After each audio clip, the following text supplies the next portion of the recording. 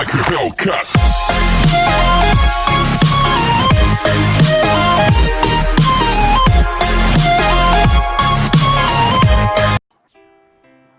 चलो अब प्रोबेबिलिटी में आप लोग जो पढ़े थे लास्ट ईयर वो बात करते हैं।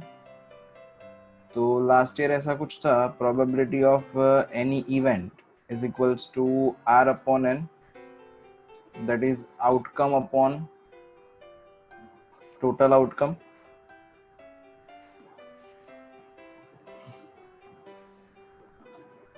है ना।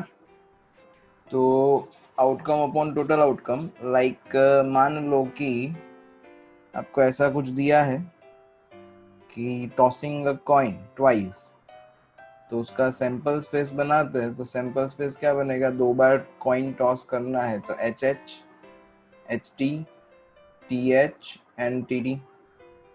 अब आपको ऐसा पूछा जाए कि गेटिंग टेल्स वन टाइम, तो गेटिंग टेल्स वन टाइम तो वो आपका आउटकम बन गया। तो गेटिंग टेल्स वन टाइम, तो इसमें एक बार आता है टेल्स एंड इसमें एक बार आता है टेल्स।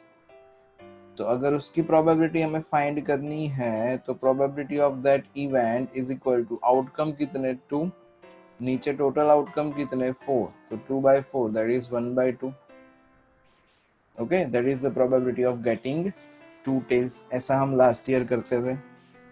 फर्दर अगर प्रोबेबिलिटी ऑफ ए दिया हुआ है एंड मुझे प्रोबेबिलिटी ऑफ ए डैश चाहिए, तो probability of A dash is equal to 1 minus probability of A, ऐसा था। ओके, फर्दर यहाँ से क्लियरली ये अगर पी ऑफ ए को हम इस साइड पे ला देंगे तो P of A dash plus P of A is equal to 1 बन जाएगा। ओके, तो ये सब हम लास्ट ईयर कर चुके थे। अब थोड़ा आगे सोचना है। आगे सोचना ऐसा है कि कंडीशनल प्रोबेबिलिटी,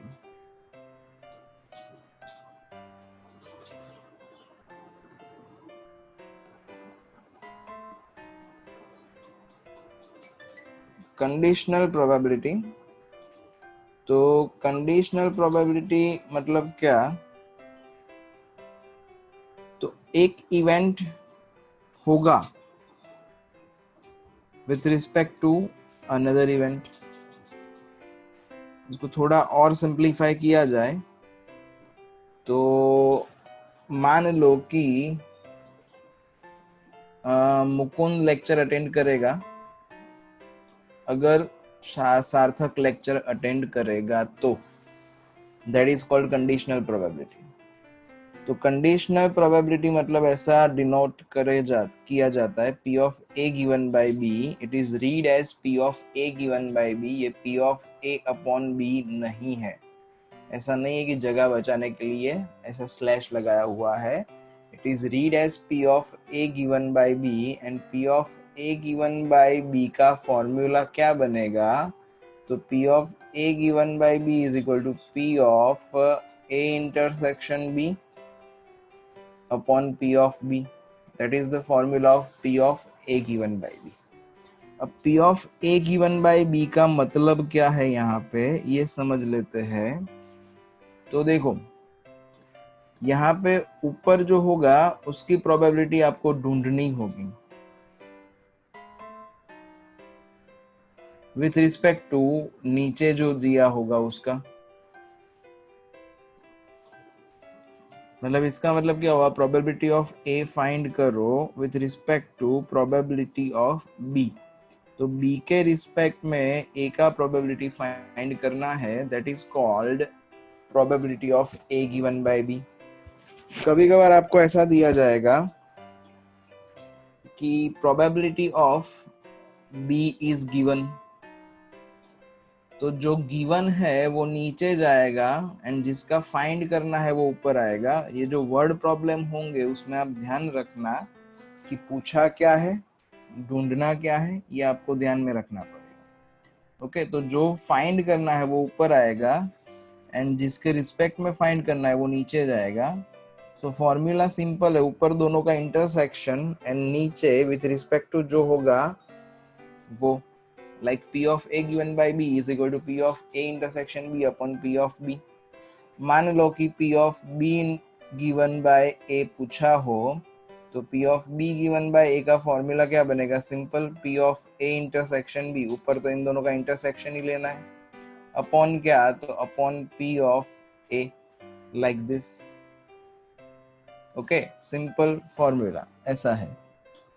इसका मतलब क्या हुआ? Probability of B with respect to probability of A. So let's start with the exercise 13.1. Very easy. Question number 1.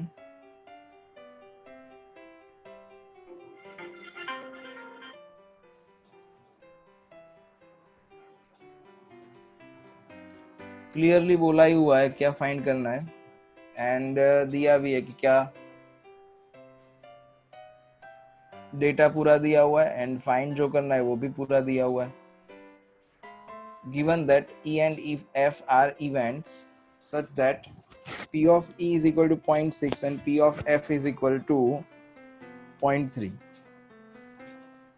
तो ढूंढना क्या है आपको? P of E given by F and P of F given by E ढूंढना है. तो quite easy, simple formula apply करो और आपको मिल जाएगा. और एक बात डिस्कस करना भूल गए, लास्ट ईयर जो आप लोग पढ़े थे उसमें एक ऐसा फॉर्मूला भी आप लोग पढ़े थे, P of A intersection B is equal to P of A plus P of B minus P of A union B, है ना? Otherwise P of A union B को सब्जेक्ट बनाओ तो P of A union B is equal to PA plus PB minus P of A intersection B. तो ये कभी कभार P of A intersection B जो है वो डायरेक्टली आपको दिया नहीं होगा, जो डेटा होगा उसमें से आपको कभी कभार फाइंड करना पड़ेगा. पर यहाँ पे क्वेश्चन 1 में सब कुछ ऑलरेडी हमें दिया हुआ है, तो सिंपल खाली फॉर्मूला अप्लाई करो एंड फाइंड करो. तो P of E given by F is equals to, तो P of E given by F का फॉर्मूला क्या बेटा? P of E intersection F upon P of F बन जाएगा, है ना? P of A given by B क्या था? ऊपर इन दोनों का इंटरसेक्शन, एंड नीचे क्या? तो नीचे ये जो है उसकी प्रोबेबिलिटी. तो same logic P of E given by F, तो यहाँ पे ऊपर क्या? तो ऊपर इन दोनों का इंटरसेक्शन, एंड नीचे क्या? तो P ऑफ दिस. अब सारी वैल्यू प्लग इन कर देते हैं. तो P of E given by F is equal to 0.2 and P of F क्या है? तो 0.3. ओके, कैलकुलेटर यूज करना ही है, ऐसा कुछ भी नहीं है. यहाँ पे फ्रैक्शन में आंसर दे सकते हैं हम लोग, तो खाली मेहनत नहीं करेंगे, तो सिंपल इसको सिंप्लीफाई करेंगे तो 2/3 आंसर. ओके, और एक बात याद दिला दूं कि लास्ट ईयर ऐसा भी था कि probability of any event is greater then और इक्वल टू 0 होता है एंड लेस देन और इक्वल टू 1 होता है. मतलब कोई भी प्रोबेबिलिटी जो है वो 0 एंड 1 के बीच में होगी. 0 हो सकती है, यस सर. 1 हो सकती है, यस सर. बट 1 से ज्यादा कभी भी कोई भी प्रोबेबिलिटी नहीं हो सकती है. ओके, तो ये चीज ध्यान रखना, कोई भी प्रोबेबिलिटी होगी वो 0 एंड 1 के बीच में ही होगी. 1 से ज्यादा कोई भी प्रोबेबिलिटी नहीं होगी. तो आप जब आंसर फाइंड करो तो एक बार खाली देख लेना कि आपने जो आंसर ढूंढा हुआ है that answer is between 0 and 1 ही है. Okay, for the verification. चलो next is P of F given by E, ये ढूंढना है. तो जैसे इसका फॉर्मूला बना है वैसे ही उसका, कि ऊपर इन दोनों का इंटरसेक्शन. अब P of E intersection F बोलो कि F इंटरसेक्शन E बोलो, दोनों एक ही होता है. अपॉन, यहाँ पे अपॉन बदल जाएगा, यहाँ पे विथ रिस्पेक्ट टू E है तो यहाँ पे अपॉन P ऑफ E आएगा. ओके, चलो तो P of E intersection F का वैल्यू 0.2, नीचे P ऑफ E, तो P ऑफ E का वैल्यू इज 0.6. तो ये क्या बना आपका? 2/6 बना. 2/6 मतलब 1/3. That is the answer. Simple, question 1 खत्म हो गया.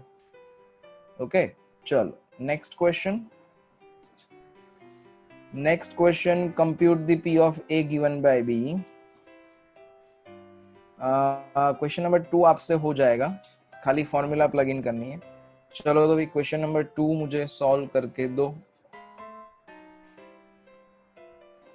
Compute P of A given by B if P of B is this and P of A intersection B is this। खाली फॉर्मूला में वैल्यू प्लग इन करो and answer. चलो तो P of A is equal to 0.8, P of B is equal to 0.5, P of B given by is equal to 0.4 दिया हुआ है and आपको ढूंढना था पहले क्वेश्चन में P of A intersection B। तो P of B given by A का खाली फॉर्मूला प्लग इन करा तो P of A given by B is equal to P of A intersection B upon P of A। अब यहाँ पे denominator में division में है तो यहाँ पे जाएगा तो प्रोडक्ट में plug in the values and answer। Second question P of A intersection A given by B find करना है तो P of A given by B का formula P of A intersection B upon P of B। तो P of A intersection B हमने find करा, क्या find करा? P of A intersection B is equal to 0.32, तो यहाँ पे ये 0.32 अपॉन P of B कितना? तो 0.5। अब इसको सिंप्लीफाई करेंगे तो 32 अपॉन 100 ये 5/10 0.5 मतलब, तो ये 0 0 कैंसल, तो कितना बचा भाई? 32 है तो इसको हम 32/50 डेसिमल पे भी लिख सकते हो आप एंड फ्रैक्शन में भी लिख सकते हो। तो 32/50 करोगे तो ये भी 0.64 आएगा, 0.64 0.64 इज द आंसर। चलो next question P of A union B, तो ये लास्ट ईयर वाली फॉर्मूला अप्लाई करनी पड़ेगी भी। P of A union B is equals to P of A plus P of B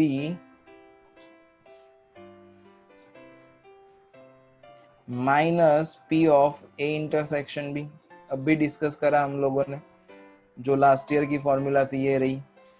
तो ये A यूनियन B को इस साइड पे ले लिया और A इंटरसेक्शन B को इस साइड पे ले लिया। तो P of A union B is equal to PA plus PB minus P of A intersection B। तो P of A का वैल्यू क्या? तो 0.8, P of B का वैल्यू क्या? तो 0.5 and P of A intersection B का value क्या? तो 0.32। कैलकुलेशन करते हैं तो 0.8 प्लस 0.5 मतलब 1.3 माइनस 0.32 तो 0.98 बचेगा। तो answer is 0.98। That's it. Easy भाई, किसी को कोई डाउट हो तो पूछो। चलो question number 4 is evaluate P of A union B if 2P of A is equal to P of B is equal to 5/13 and P of A given by B दिया हुआ है। P of A union B find करना है, मतलब last year आप लोग जो formula apply करते थे वो अप्लाई करनी पड़ेगी। कौन सी फॉर्मूला अप्लाई करते थे भी last year? P of A union B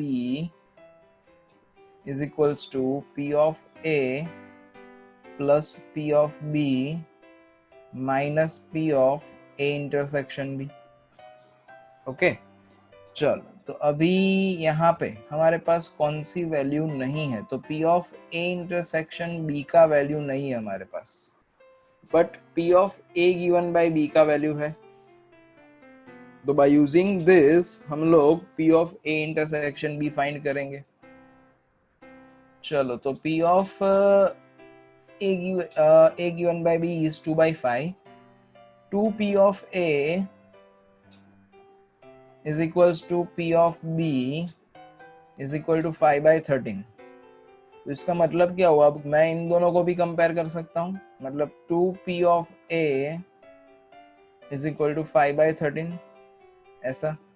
तो P of A क्या हो जाएगा? यहाँ पे 2 मल्टीप्लीकेशन में इस साइड पे जाएगा तो डिवीजन में 5/26। तो P of A मिल गया। P of B तो ऑलरेडी इन्होंने दिया ही हुआ है 5/13। चलो पहले P of A given by B के ऊपर से हमें P of A intersection B ढूंढना पड़ेगा क्योंकि यहाँ पे चाहिए। तो P of A given by B is equal to 2/5। अब P of A given by B की formula P of A intersection B upon P of B and that is equal to 2/5। चलो तो P of A intersection B ये जो division में है P of B, इस side पे जाएगा तो मल्टीप्लीकेशन में, तो 2/5 into P of B, and we have the value of P of B। P of B का वैल्यू क्या, तो P ऑफ B का वैल्यू इज 5/13, तो यहाँ पे 5/13,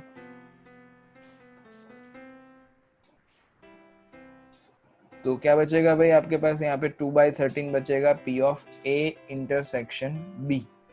अब P of A intersection B नहीं चाहिए हमें, हमें चाहिए P of A union B। तो applying the values in this formula, तो ये फॉर्मूला में सारी वैल्यू अप्लाई कर दी जाए तो P ऑफ A का वैल्यू क्या बेटा, तो 5/26। P ऑफ B का वैल्यू क्या, तो P ऑफ B का value is 5/13, and P of A intersection B का वैल्यू क्या, तो P of A intersection B is equal to 2/13। अब एलसीएम ले लेते हैं, तो ये 5 यहाँ पे क्या हो जाएगा, 10 हो जाएगा, यहाँ पे -4 एंड होल डिवाइड बाय 26, क्योंकि 26 विल बी द एलसीएम, तो यहाँ पे 13 नहीं चलेगा, 26 लाना पड़ेगा, यहाँ पे भी 13 नहीं चलेगा, 26 लाना पड़ेगा। तो ये 15 -4 मतलब 11, 11/26। डेसिमल में कन्वर्ट करना ही पड़े ऐसा कुछ भी नहीं है, आप 11/26 लिखोगे तो भी इट्स ओके। चलो कोई डाउट हो तो बोलो। क्वेश्चन नंबर 5 हमारे पास ऐसा है, P of A is equal to 6/11, P of B is equal to 5/11 and P of A union B दिया हुआ है, तो ये सब फाइंड करना है। तो क्वेश्चन नंबर 5 मुझे सॉल्व करके दो। First of all P of A intersection B find करना है, तो we know the formula of last year, यहाँ पे यूनियन की जगह पे इंटरसेक्शन आ जाएगा लाइक दिस। तो P of A intersection B is equal to क्या बन जाएगा भाई, P of A plus P of B minus P of A union B। सारी वैल्यूज है आपके पास, खाली वैल्यू प्लग इन करो तो आंसर आ जाएगा। Then P of A given by B, तो formula P of A given by B का फॉर्मूला क्या, तो P of A intersection B upon P of B, and P of B given by A का फॉर्मूला is P of A intersection B upon P of A। P of A intersection B यहाँ से मिलेगा, P of B and P of A already हमें दिया हुआ है, तो ये खाली वैल्यू प्लग इन करनी है after finding P of A intersection B। तो चलो आंसर लाओ एंड आंसर दो मुझे। Question number 6 to 9 E given by F find करना है इन एक्सरसाइज से 6 to 9। तो क्वेश्चन नंबर 6 to 9 जो है उसमें P of E given by F find करना है। चलो तो क्वेश्चन नंबर 6 से स्टार्ट कर रहे हैं। Question number 6, a coin is tossed 3 times। Coin को 3 बार टॉस करा, where E F ये सारी इवेंट्स आपको दिया हुआ है। अगर कॉइन को 3 बार टॉस करेंगे तो एक काम करते हैं, सॉरी, इसका सैंपल स्पेस बना देते हैं, मतलब एलिमेंट कौन से आएंगे। तो पहले H H H H H T है ना, लास्ट ईयर आप लोग बना देते, वही बात है। Then H T H, then H T T, 1 2 3 4, and अब ये जो फर्स्ट वाला एच है उसको रिप्लेस कर दो टी से, तो बाकी के 4 बन जाएंगे, मतलब T H H, T H T, T T H and T T T. ये total 8 element. P of E given by F सब में ढूंढना है, उसके लिए हमने सैंपल स्पेस फाइंड करा। ये सैंपल स्पेस पूछा हुआ नहीं है, पर अगर फाइंड करेंगे तो हमारी कन्वीनियंसी बढ़ जाएगी। चलो तो अब देखो, फर्स्ट वन E दिया हुआ है हेड ऑन थर्ड टॉस, तो हेड ऑन थर्ड टॉस, तो उसमें कौन से आएंगे, देखो एक तो ये आएगा H तीसरी बार में, H है एक ये एंड ये, इसमें भी H थर्ड टॉस में है, इसमें भी H थर्ड टॉस में है। हेड ऑन थर्ड टॉस मतलब क्या, यहाँ पे थर्ड टाइम पे आप जब ये टॉस कर रहे हो तो थर्ड टाइम पे H आना चाहिए। तो ये जो थर्ड टाइम पे एच आते हैं वो सारे आएंगे हेड ऑन थर्ड टॉस में। ओके, तो हेड ऑन थर्ड टॉस वाले एलिमेंट लिख लिए जाए तो head on third toss is H H H, मतलब इवेंट ई के एलिमेंट लिख लेते हैं H H H, then H T H, then T H H, then कौन सा लास्ट वाला टी टी एच। ये इवेंट ई के एलिमेंट हुए। अब इवेंट एफ क्या बोला हुआ है हमें, head on first two tosses, मतलब पहले 2 बार एच आने चाहिए। तो पहले 2 बार एच आने चाहिए, तो एक इसमें एक इसमें और कोई में पहले 2 बार एच आ रहे हो ऐसा कुछ नहीं है। तो इसके element is H H H and H H T. First two toss head आना चाहिए, मतलब पहले 2 में एच आना चाहिए, तो एक ये और एक ये, 2 हेड आने चाहिए ऐसा नहीं है, पहले 2 हेड आने चाहिए ऐसा है, ध्यान रखना। ओके, खाली लैंग्वेज चेंज कर देंगे तो आंसर चेंज हो जाएगा। अब हमें ढूंढना क्या है, P of E given by F ढूंढना है। तो P of E given by F is equal to, formula is P of E intersection F upon P of F, ऐसा था, है ना। तो अब अकॉर्डिंग टू द फॉर्मूला जो हमें ढूंढना पड़ेगा वो हम ढूंढ लेते हैं। तो पहले P ऑफ F चाहिए, तो P ऑफ F फाइंड करना है। तो P ऑफ F मतलब प्रोबेबिलिटी क्या था भाई, आउटकम अपॉन टोटल आउटकम। तो टोटल आउटकम कितने, 1 2 3 4 5 6 7 एंड 8 आउटकम। आउटकम कितने, 2 आउटकम, तो इट इज 2 अपॉन 8, तो it is 1/4 P of F का वैल्यू। अब P of E intersection F भी चाहिए। तो P of E intersection F देखो, तो इन दोनों का अगर इंटरसेक्शन करोगे मतलब दोनों में कॉमन एलिमेंट कौन से, तो ये एक एच एच एच कॉमन है इन दोनों में, H H H is a common element, और कोई कॉमन एलिमेंट है नहीं, है ना। तो E intersection F H H H मतलब एक ही एलिमेंट है उसके पास, तो इसकी प्रोबेबिलिटी क्या होगी, 1/8 होगी। तो चलो, अब probability of E intersection F is 1/8 and probability of F is equal to 1/4। तो इसको सिंप्लीफाई किया जाए तो ये क्या बन जाएगा, 4/8 बन जाएगा, तो दैट इज इक्वल्स टू 1/2। ये आ गया क्वेश्चन 1 का आंसर, 1/2। इजी, किसी को कुछ डाउट हो तो पूछ लो भाई। ओके, चलो अब सेकेंड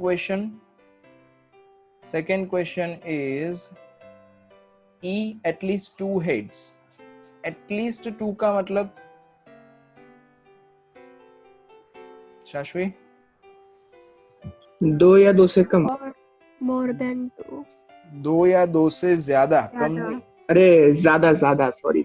एटलीस्ट 2 दिया हुआ है, तो एटलीस्ट 2 मीन्स 2 और मोर देन 2 हेड्स। तो अब हम सैंपल स्पेस में से ऐसे एलिमेंट फाइंड करेंगे जिसमें 2 या 2 से ज्यादा हेड्स हो, कोई भी जगह पे हो, डजंट मैटर। यहाँ पे 3 हेड्स है, चलेगा, ये आएगा H H H, then H H T ये भी आएगा, देन एच टी एच ये भी आएगा, देन एच टी टी नहीं आएगा क्योंकि इसमें एक ही हेड है। Next is T H H, तो ये आएगा टी एच एच, 2 हेड्स है, इतना आएगा यहाँ पे ई में। अब एफ में क्या है, तो एफ में एटमोस्ट 2 हेड बोला हुआ है। तो एटमोस्ट 2 हेड्स मतलब क्या, 2 या 2 से कम हेड होने चाहिए। एटमोस्ट 2 का मतलब ये होता है ना। तो 2 हेड या 2 से कम हेड, तो खाली एक ये जो एच एच एच है इसमें 3 हेड्स है, बाकी सारे जो है उसमें 2 या 2 से कम हेड्स ही है। सर ये टीटीडी कंसीडर किया जाएगा, तो यस टीटीडी कंसीडर किया जाएगा क्योंकि टीटीडी में 0 हेड्स है जो 2 से कम ही हुए ऑब्वियसली। तो elements are H H T, then H T H, then H T T, then T H H, then T H T, then TTH, then TTT। Okay, अब चाहिए क्या हमें, तो P of E given by F ही चाहिए। ढूंढना क्या है, तो ढूंढना भी वही है, P of E given by F is equals to P of E intersection F upon P of F। तो चलो बेटा, P of E intersection F, तो इंटरसेक्शन में देखो तो भाई कौन से एलिमेंट इंटरसेक्शन में आएंगे, तो लेट्स हाईलाइट दैट। तो HHT यहाँ पे है, HHT यस, तो HHT है, HHT आएगा। देन HTH यस, ये भी होगा, HTH भी। एंड THH, तो यस THH भी है हमारे पास, THH। मतलब इंटरसेक्शन में 3 एलिमेंट आएंगे आपके पास, है ना। तो probability of E intersection F is 3/8 बन जाएगा। अपार्ट फ्रॉम दैट यहाँ पे सॉरी फॉर्मूला गलत लिख लिया, P of E given by F, तो यहाँ पे नीचे P of F आएगा। चलो, तो P of F, तो इसकी प्रोबेबिलिटी क्या, P of F is, total outcome 8 है और इसमें आउटकम कितने हैं, काउंट करो तो 7 आउटकम्स, 1 2 3 4 5 6 7, तो P of F is equal to 7/8, है ना। तो चलो वैल्यू प्लग इन कर देते हैं, तो यहाँ पे ये हुआ 3/8 एंड अपॉन 7/8, तो 8 कैंसल, तो बचा के आपके पास 3/7 इज द आंसर। इसका थर्ड आप लोग सॉल्व करके दो चलो, एंड आंसर लाओ, मुझे आंसर बताओ। 6/7। 6/7 आंसर आया आदित्य, ओके, तो 6/7 इज द आंसर। शाश्वी आंसर आएगा सर। ओके बेटा। चलो सार्थक जी, आ गया सर। क्वेश्चन नंबर 7 आप लोग करके दोगे। The coin is tossed once, sorry 2 coins are toss once, 2 coin toss करने हैं and E and F event दिया हुआ है। तो इसका सैंपल स्पेस मैं बनाने में आपकी हेल्प करता हूँ। और एक बात ध्यान रखना, सैंपल स्पेस हर बार बनाना ऐसा कुछ भी जरूरी नहीं है। अगर आप डायरेक्टली सोच सकते हो तो दैट इज ओके। ओके, तो 2 कॉइन टॉस करेंगे, तो पहला आउटकम इज HH, दोनों पे हेड्स आए, एक पे हेड्स आए एक पे टेल्स आए, या तो फिर एक पे टेल्स आए एंड दूसरे पे हेड्स आए, या तो दोनों पे टेल्स आए।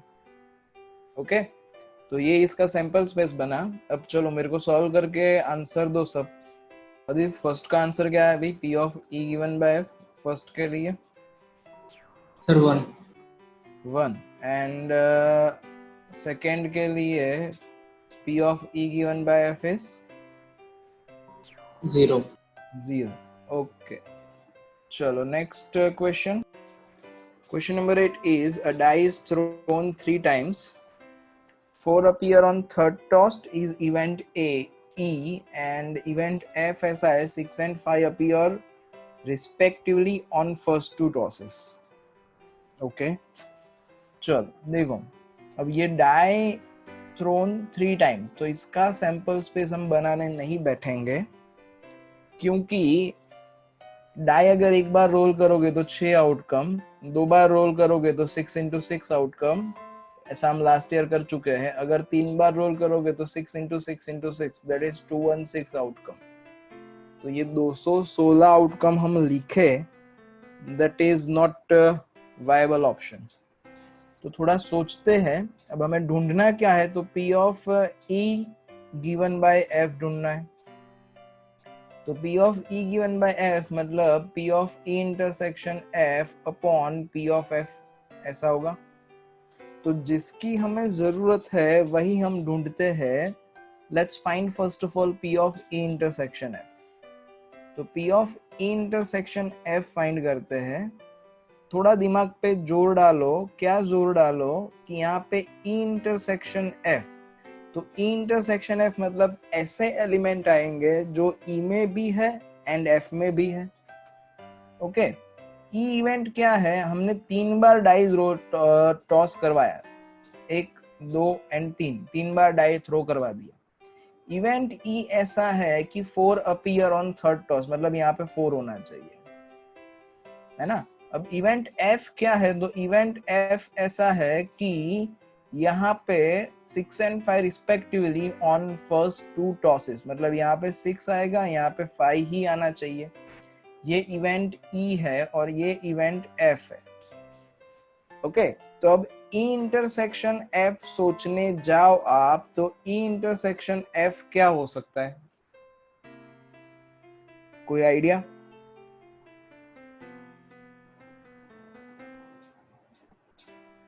ई इंटरसेक्शन एफ मतलब दोनों कंडीशन फॉलो होनी चाहिए। दोनों कंडीशन मतलब 6 and 5 appear respectively on first 2 tosses and 4 appear on third toss. हाँ माई सो बेटा 1 outcome, but which one outcome? तो आउटकम हाँ 6, 5 and 4, ये वाला आउटकम जो है वो आपका ई इंटरसेक्शन एफ का होगा, क्योंकि ये दोनों कंडीशन फॉलो होनी चाहिए। 6 and 5 फर्स्ट 2 टॉसेस पे होने चाहिए एंड 4 जो है वो थर्ड टॉस पे होना चाहिए।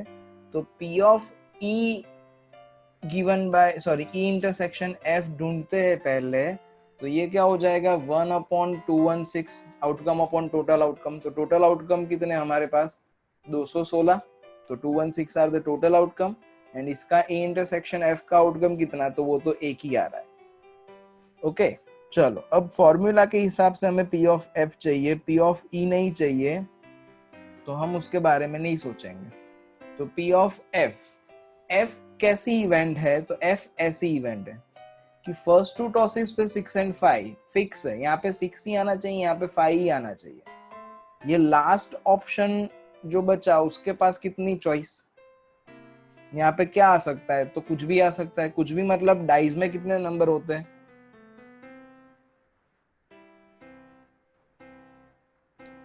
आदित्य? Yes sir. डाइज में कितने नंबर होते हैं, 6। है ना। तो इसके लिए चॉइस कितनी बनेंगी, चॉइसेस आर 6 चॉइसेस, इसके पास 6 चॉइसेस बचेगी। तो ये तो एक ही तरीका है, यहाँ पे 6 आ सकता है, इसका यहाँ पे 5 आने का तरीका भी एक ही है, 1 वे से ही 5 आ सकता है। ये 5 जो है वो डिजिट है, वो कितने तरीके से आ सकता है, तो एक ही तरीके से। ये जो लास्ट बॉक्स है इसके पास 6 चॉइसेस है, तो इसके टोटल आउटकम कैसे होंगे, कितने होंगे, तो देयर आर 1 into 1 into 6, तो टोटल आउटकम इसके आउटकम कितने होंगे एफ के, तो 6 आउटकम होंगे एंड टोटल आउटकम तो हमें पता ही है कि 216 आ रहा है। तो प्रोबेबिलिटी ऑफ एफ क्या हो जाएगा 6/216। इसमें किसी को डाउट हो तो पूछो। शाश्वी, ना सर। इशिता, सर एक बार सॉरी समझा ना। ओके बेटा, F का प्रोबेबिलिटी हमें फाइंड करना है। तो F क्या है, 6 and 5 appear on first 2 tosses, 3 bar toss कर रहे हैं, तो यहाँ पे 6 ही आना चाहिए। तो ऐसा कितने तरीकों से हो सकता है, एक ही तरीके से, क्योंकि 6 डिजिट एक ही है। यहाँ पे सेकेंड प्लेस पे 5 ही आना चाहिए, तो ऐसा कितने तरीकों से हो सकता है, तो वो भी एक ही तरीके से हो सकता है। ये जो लास्ट प्लेस है, यहाँ पे आप डाइस थ्रो करवा रहे हो, तो कोई भी नंबर फ्रॉम डाइस आ सकता है। तो डाइस में कितने होते हैं 1 to 6 होते हैं, तो इसके पास कितने ऑप्शन, 6 ऑप्शन। तो ऐसे टोटल कितने आउटकम, ऐसे कितने आउटकम होंगे कि जिसमें फर्स्ट एंड सेकेंड 6 5 हो, थर्ड वाला कुछ भी हो सकता है, लाइक ऐसा कि 6 5 1, then 6 5 2, then 6 5 3, then 6 5 4, then 6 5 5, then 6 5 6, ऐसे 6 एलिमेंट हुए। तो this are the outcomes for event F and total कितने एलिमेंट है, टोटल 216 एलिमेंट है। तो P of F is equal to 6/216। अब किसी को डाउट भाई? Mahi? No sir. No sir. Okay Mukund? Yes sir. चलो, तो P of E given by F formula, ये रहा P of E intersection F upon P of F, इसमें सारी वैल्यू सब्स्टिट्यूट कर देते हैं। तो वैल्यू सब्स्टिट्यूट करो तो P of E intersection F, तो E इंटरसेक्शन F कहाँ गया, ये रहा 1/216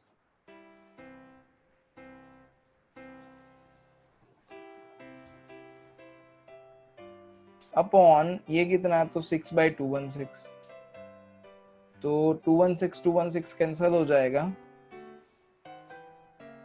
बचा गया आपके पास 1/6 विच इज द प्रोबेबिलिटी, जो मांगा है वो मिल गया। तो P of E given by F is equals to 1/6। चलो नेक्स्ट क्वेश्चन,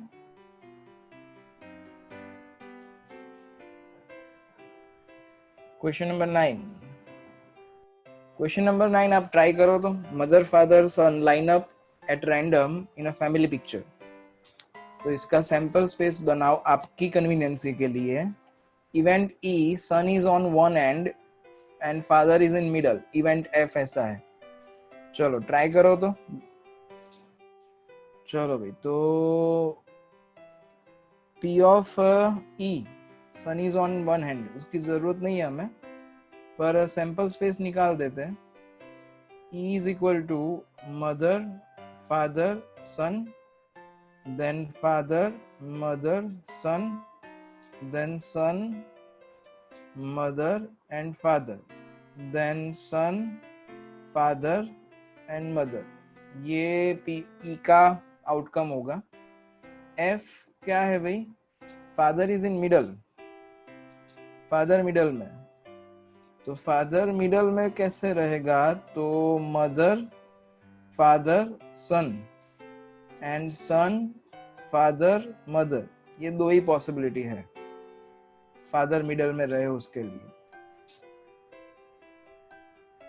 अब इन दोनों का इंटरसेक्शन चाहिए, तो इन दोनों में कॉमन एलिमेंट कौन से, देखो तो भी कौन सा कॉमन है,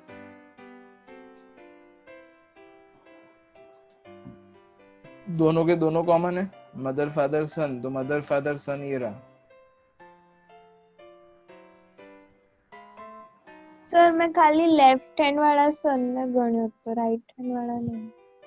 अच्छा, एंड सन फादर मदर, तो सन फादर मदर ये रहा। अब टोटल आउटकम कितने आ रहे हैं Sarthak ji? Yes sir. Total outcome कितने आ रहे हैं? 6। ओके, तो P of E given by F is equal to P of E intersection F upon P of F। तो E intersection F मतलब जो हाईलाइट करे हुए वो दो एलिमेंट, तो it is 2/6। P of F तो उसमें भी दो ही एलिमेंट है, तो ये भी 2/6, तो ये 2/6 कैंसिल हो जाएगा, तो क्या बचेगा भाई, 1 answer. Black and red dice are rolled. Find the conditional probability that of containing the sum greater than 9 given that black die result in 5। देखो क्या दिया हुआ है और फाइंड क्या करना है। Obtain the probability, find the probability, find the conditional probability that some is greater than 9, ये दिया, ये फाइंड करना है। तो अगर ये फाइंड करना है तो वो ऊपर आएगा। गिवन क्या है, the black die is result in 5, black die जो है उसमें रिजल्ट 5 आने वाला है। Okay, black and red dice are rolled, दो डाई रोल करवा रहे हैं, तो इट इज कॉमन सेंस के दो डाई रोल करवाओगे तो देयर आर आउटकम 36 आउटकम होने वाले हैं। ओके, तो कौन से आउटकम होंगे हम डिटेल में जाएंगे, जरूरी नहीं सैंपल स्पेस ढूंढने की और वो सब करने की, क्योंकि सैंपल स्पेस में देयर आर 36 आउटकम, तो सारे ढूंढने कहाँ बैठेंगे हम लोग। चलो अभी यहाँ पे जैसे बोला था वैसे कि जो फाइंड करना है वो ऊपर आएगा और जो गिवन है वो नीचे आएगा। मतलब इवेंट्स यहाँ पे बना देते हैं। Let's say event A is sum is greater than 9।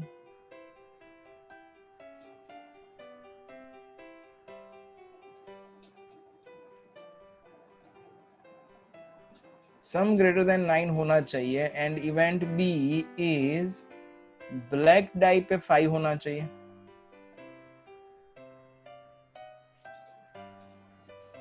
Okay तो ब्लैक डाई पे 5 होना चाहिए एंड सम आपका ग्रेटर देन 5 होना चाहिए, सॉरी ग्रेटर देन 9 होना चाहिए। ढूंढना क्या है? P of A given by B ढूंढना है। तो P of A given by B formula क्या? P of A intersection B upon P of B।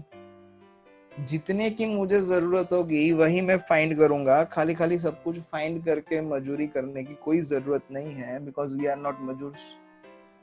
चलो तो फर्स्ट ऑफ ऑल मुझे चाहिए P of A intersection B।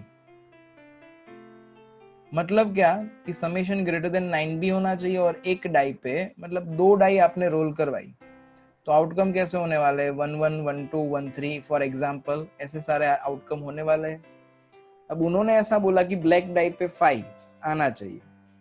तो अब ये जो 2 डाई है उसमें से मान लो कि ये फर्स्ट वाला रेड डाई है एंड सेकेंड वाला ब्लैक डाई। सर अगर मैं उल्टा लूं तो इट्स ओके, पहला वाला ब्लैक ले लो, बाद में रेड ले लो, कोई फर्क नहीं पड़ता। तो मुझे ऐसे एलिमेंट चाहिए कि जिसका समेशन ग्रेटर देन 9 होना चाहिए और ब्लैक डाई 5 होना चाहिए। मतलब यहाँ पे 5 आना चाहिए और समेशन जो है वो ग्रेटर देन 9 होना चाहिए। तो पहले एक काम करते हैं, A intersection B for the reference find करते हैं क्या आएगा।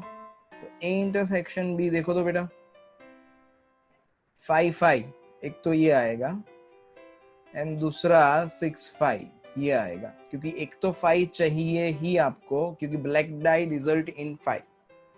ए इंटरसेक्शन बी मतलब ये दोनों कंडीशन जो फॉलो करेगा वो सारे एलिमेंट आएंगे ए इंटरसेक्शन बी में। तो एक पे तो 5 चाहिए ही, दूसरे पे 1 to 6 में से कुछ भी आ सकता है, लेकिन हमारे पास दूसरी कंडीशन है कि समेशन ग्रेटर देन 9 होना चाहिए। तो अगर समेशन ग्रेटर देन 9, तो अगर यहाँ पे 4 से बड़ा नंबर होगा तो ही समेशन ग्रेटर देन 9 बनेगा, नहीं तो ग्रेटर देन 9 नहीं बनेगा। तो 4 से बड़े नंबर बचे कौन से? 5 एंड 6, क्योंकि ये डाइज है, डाइज में 1 to 6 ही होते हैं। ओके तो ए इंटरसेक्शन बी में किसी को कोई डाउट? No sir. ओके चलो तो P of A intersection B is equal to, 2 die roll करवा रहे हो तो टोटल आउटकम इज 36। इसका आउटकम कितने? 2। तो मतलब probability of A intersection B is equal to 2/36। 1/18 लिख सकते, लेकिन लेट इट बी, ऐसे ही रहने दो, 36 पूरा ही उड़ा देंगे। Next is black die is 5। मतलब जैसे प्रीवियस सम में बोला था वैसे कि यहाँ पे 5 ही आना चाहिए। तो ये आगे वाले नंबर के लिए कितने ऑप्शन बचे आपके पास? तो 6 ऑप्शन बचे है ना, 1 5 2 5 3 5 4 5 6 5 5 5, ऐसा कुछ भी हो सकता है। तो यहाँ पे 6 चॉइस बची और यहाँ पे तो एक ही चॉइस है, ये 5 ही होना चाहिए।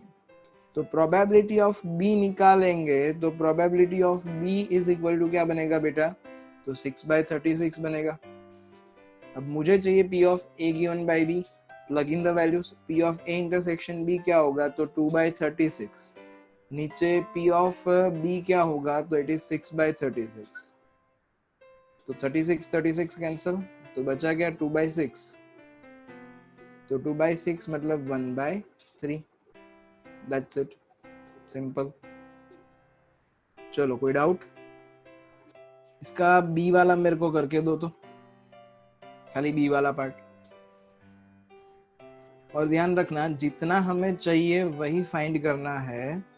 तो एक बात समझ लेते हैं कि जो गिवन है वो नीचे जाएगा। मतलब given that red die is result in a number less than 4, तो ये आपका इवेंट बी बन गया। एंड ये आपका इवेंट ए बन गया. Find the conditional probability of that obtaining the sum 8. यहाँ पे सम 8 दिया हुआ है, इसमें सम ग्रेटर देन 9 दिया था प्रीवियस सम में, सॉरी प्रीवियस ये वाले ए वाले पार्ट में. यहाँ पे सम इज इक्वल टू 8 दिया है, ना ज्यादा ना कम, एग्जैक्टली 8 होना चाहिए. ओके तो चलो सोचो, सॉल्व करो, आंसर लाओ. Question number 11 is quite easy. सब कुछ दे दिया है, खाली इंटरसेक्शन यूनियन ऐसे फाइंड करना है एंड इवेंट्स फाइंड करनी है. तो क्वेश्चन नंबर 11 का फर्स्ट एंड सेकंड आपसे हो जाएगा, फर्स्ट एंड सेकंड आप कर देना, थर्ड मैं कर रहा हूँ. देखो भाई, third P of E union F given bye G ये फाइंड करना है. तो सिंपल आप सोचो कि P of A given by B होता है तो हम क्या करते हैं, ऊपर इन दोनों का इंटरसेक्शन, मतलब P of A intersection B upon P of B, ऐसा कर दिया. तो यहाँ पे क्या होगा, ऊपर न्यूमरेटर में इन दोनों का इंटरसेक्शन और नीचे P ऑफ G. तो P of E union F intersection G ऐसा आएगा, एंड नीचे आएगा P of G like this. तो देखो सिंपल, E यूनियन F, तो E यूनियन F फाइंड करते हैं. तो E union F will be, union मतलब क्या था, सब कुछ एक ही सेट में डाल दो. E यूनियन F यहाँ पे क्या बनेगा बेटा, तो 1 2 3 and 5, that is E union F. P of G दिया हुआ है 2 3 4 5. तो अगर उन दोनों का इंटरसेक्शन किया जाए, E यूनियन F का इंटरसेक्शन किसके साथ, G के साथ. तो E union F intersection G, तो ये 1 2 3 5 है और यहाँ पे 2 3 4 5 है, तो इंटरसेक्शन इज 2 3 एंड 5 ऐसा. तो कितने element, 3 element. And a fair die is rolled, तो डाई रोल करवाओगे तो टोटल आउटकम कितने आएंगे, 6 ही आएंगे ऑब्वियसली, है ना. तो 6 आने वाले हैं टोटल आउटकम, और इसके आए 3 आउटकम,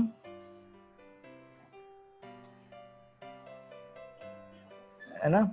तो सिंप्लीफाई करते हैं, तो ये हो गया, आंसर इज 3/6. नीचे P ऑफ G में कितने 1 2 3 4 आउटकम है, तो P ऑफ G क्या हो जाएगा, 4/6 हो जाएगा. तो 6 6 कैंसल, तो बचा गया आपके पास आंसर बेटा 3/4. तो आंसर इज 3/4, दैट्स इट. चलो इसका second part, E intersection F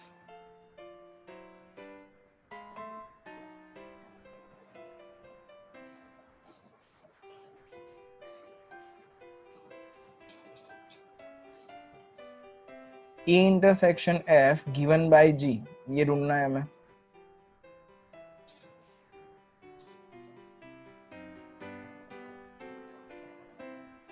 तो न्यूमरेटर में क्या है, तो न्यूमरेटर में इन दोनों का इंटरसेक्शन, मतलब E intersection F intersection G, नीचे क्या, तो P ऑफ G ही आने वाला है. इंटरसेक्शन मतलब क्या, इन तीनों में E F and G तीनों का इंटरसेक्शन है. In short, E intersection F intersection G, it means तीनों का इंटरसेक्शन है, तो तीनों में कॉमन एलिमेंट कौन सा, तो 3 इज कॉमन, है ना. तो इसकी प्रोबेबिलिटी क्या होगी, तो इसकी प्रोबेबिलिटी हो जाएगी 1/6. नीचे P ऑफ G इज 4/6, तो क्या बचेगा भाई, 1/4 is answer. Assume that each born child is equally likely to be a boy or a girl.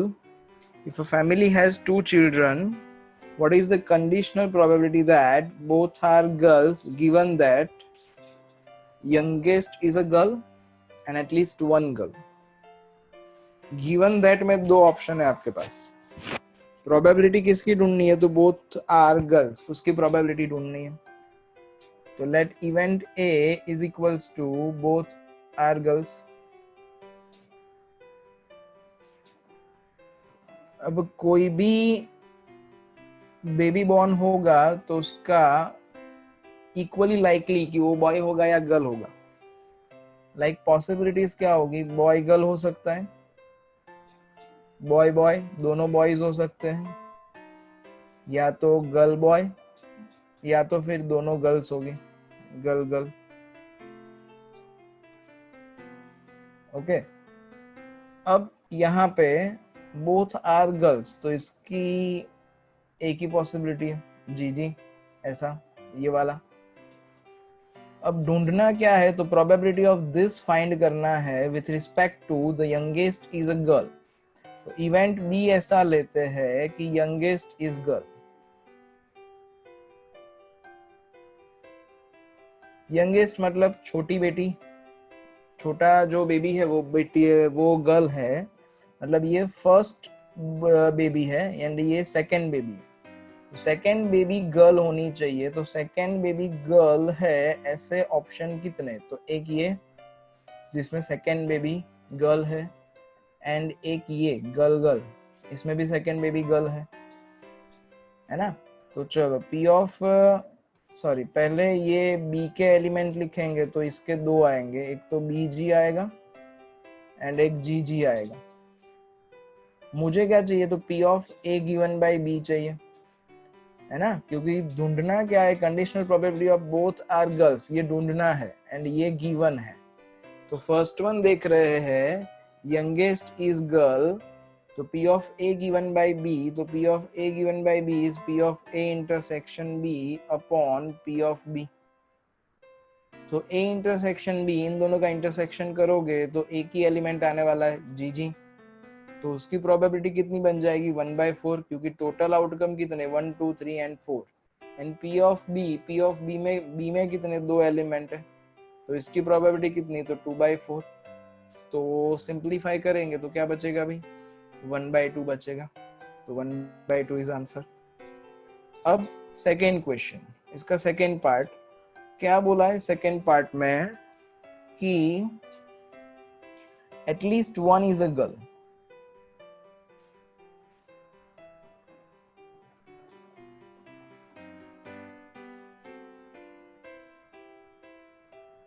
At least one girl है, मतलब एटलीस्ट वन जी होना चाहिए।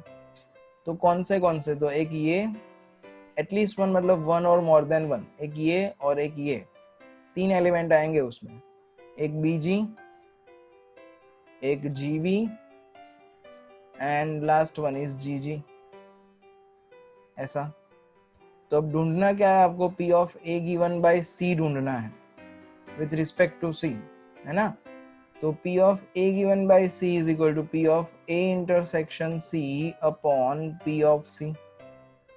तो A इंटरसेक्शन C मतलब क्या हुआ, A में एंड C में, तो A is GG and C is this, तो इन दोनों में कॉमन एलिमेंट कौन सा है, तो एक ही G, G वाला, तो इसकी प्रोबेबिलिटी 1/4। अब P ऑफ C तो 1 2 एंड 3, तो इसकी प्रोबेबिलिटी 3/4। अगेन 4 4 कैंसिल हो जाएगा, तो क्या बचेगा 1/3 इज द आंसर।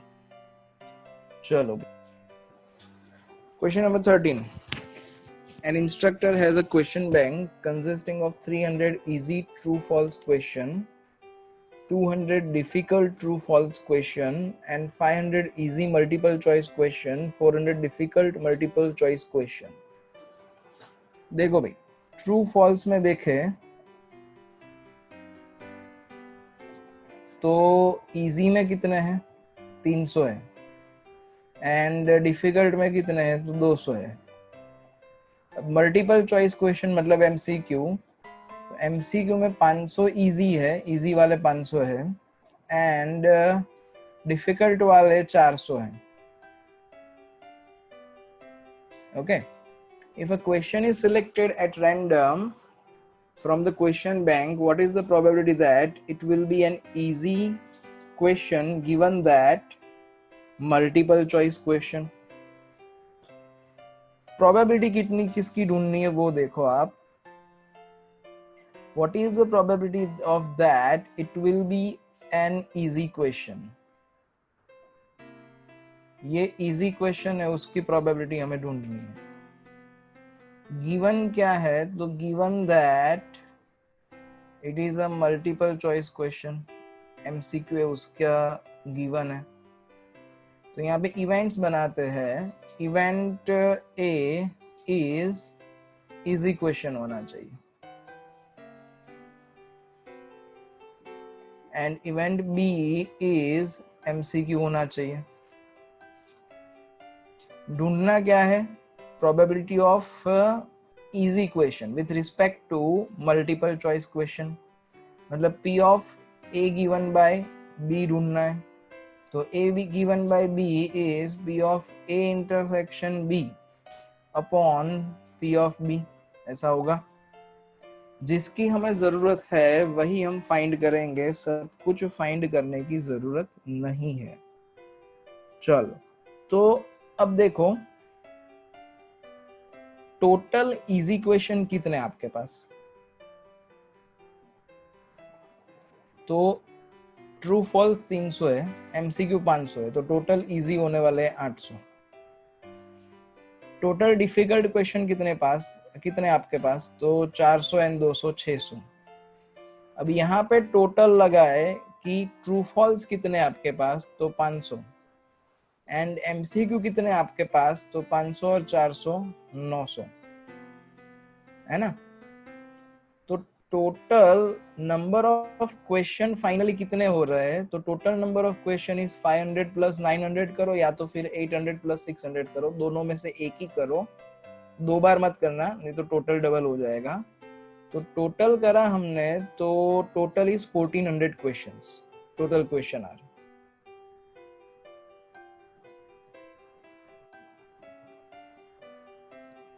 चाहे वो इजी हो, चाहे वो हार्ड हो, चाहे वो एमसीक्यू हो या चाहे कुछ भी हो। अब चाहिए क्या हमें, ए इंटरसेक्शन बी, तो इजी क्वेश्चन होना चाहिए एंड एमसीक्यू होना चाहिए, इजी क्वेश्चन होना चाहिए एंड एमसीक्यू होना चाहिए। तो P of A intersection B पहले फाइंड करते हैं, तो P of A intersection B is equal to easy question होना चाहिए एंड एमसीक्यू होना चाहिए, मतलब एमसीक्यू इजी होना चाहिए। तो ऐसे कितने 500 है, तो that is equal to 500 upon total number of question कितने हैं, तो total number of question is 1400। इसमें किसी को कोई डाउट हो तो बोलो। नो सर, कोई ना डाउट भी, ओके चलो। देन पी ऑफ बी मतलब क्या दिया हुआ है आपको, एमसीक्यू होना चाहिए। तो एमसीक्यू कितने हैं हमारे पास, तो 900 एमसीक्यू है, 900 एमसीक्यूज आर देयर। तो उसकी प्रोबेबिलिटी कितनी हो जाएगी, तो 900 upon total number of question कितने आपके पास, तो 1400। ओके, अब ये सारी वैल्यू यहाँ पे P of A given by B में सब्स्टिट्यूट कर दी जाए, तो P of A given by B is 500 upon 1400 whole divided by P of B is 900 upon 1400। तो लेट सिंप्लीफाई, ये 1400 कैंसिल हो जाएगा, यहाँ पे 500 अपॉन 900 बचेगा, तो 20 कैंसिल, तो finally answer is 5/9। That's it.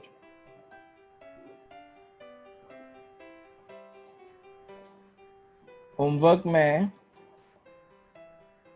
Example 1 to 7 and exercise 13.1, इतना क्वेश्चन 1 to कहाँ तक करा हमने आज के लेक्चर में, तो 1 to 13। नेक्स्ट लेक्चर में 13.2 स्टार्ट हो जाएगी और 13.1 खत्म हो जाएगी, इतना होमवर्क है।